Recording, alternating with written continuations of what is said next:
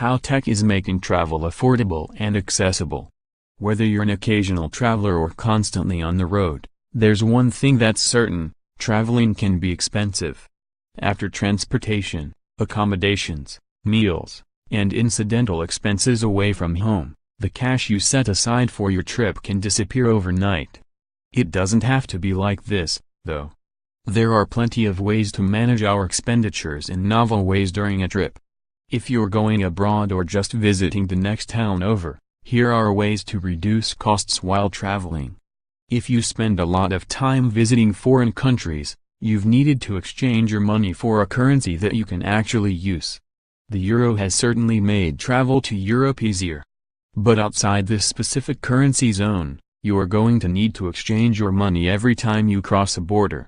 Running to a currency exchange isn't just tedious, it's expensive. These exchanges charge a fee for their services, and the more you travel overseas the more you'll pay. Making currency exchanges at your bank is a better option, as you can find less expensive fees there. There are mobile currency apps that, by using new currency exchange systems, can actually offer the best solution to this problem. These apps are unique because they don't just offer the lowest exchange rates, but also enable cardless transactions at designated ATMs. You can even use them to send money to friends and family members traveling overseas. Recipients need to go to a designated ATM to collect the funds, but they seem to be well distributed. Traveling far from home means having to find a place to lay your head at night. Unless you're going cross-country in your own RV, that means some sort of hotel. Even the most budget-friendly motor lodge can still cost a pretty penny for an overnight stay, especially if you're spending several nights far from home. These costs add up quicker than you think.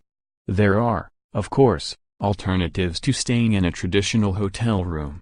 Short of roughing it, an effective but not exactly comfortable option, your best bet is to leverage the so-called sharing economy.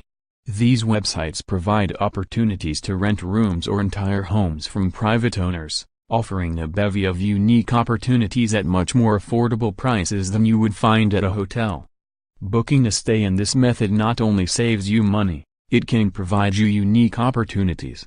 For starters, you can live like a local anywhere in the world, with access to experiences you might miss staying in a hotel in a tourist neighborhood. While renting directly from a homeowner does have its risks, so be sure to read reviews from other guests carefully before booking a stay. Unless you're traveling first class, going anywhere by plane can be a miserable experience. There's no way to avoid long lines at security check-in, fighting crowds to get to your gate, and then struggling with your check bags and carry-ons.